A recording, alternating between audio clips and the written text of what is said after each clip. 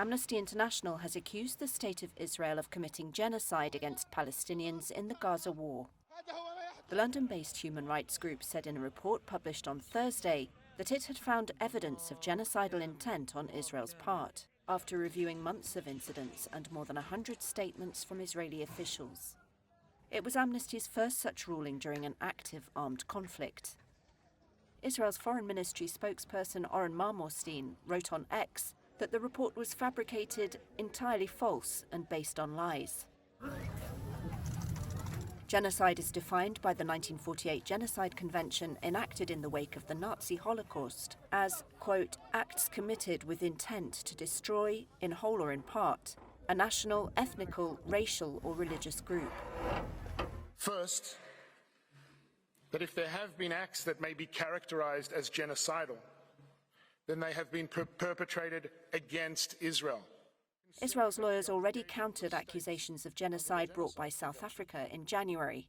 Israel says it respects international law and has a right to defend itself against Palestinian militant group Hamas, whose cross-border attack on October 7, 2023, precipitated the Gaza war.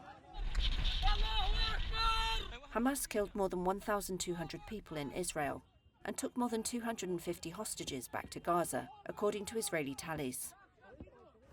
Gaza's health ministry says Israel's military campaign since then has killed more than 44,400 Palestinians and injured many others. Gazans welcomed the Amnesty report. Iyad Abu Mustafa, at a funeral in Khan Yunis for the victims of an Israeli strike, said the international community must hold the country to account.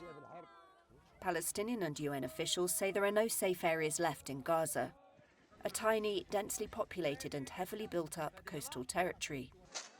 Most of Gaza's 2.3 million people have been internally displaced, some as many as 10 times. Global food security experts have also warned of famine in parts of northern Gaza, a warning that Israel rejects. Amnesty International Secretary-General Agnes Callamard told journalists in The Hague its conclusion had not been made lightly, politically or preferentially. There is a genocide being committed, she said. There is no doubt.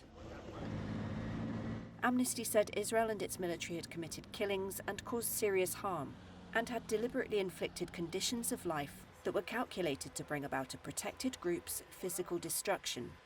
It urged the prosecutor of the International Criminal Court to investigate the alleged genocide. It is falsely accusing me, the democratically elected Prime Minister of the State of Israel.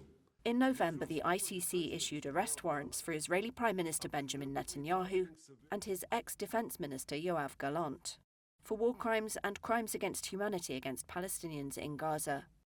They both deny those charges.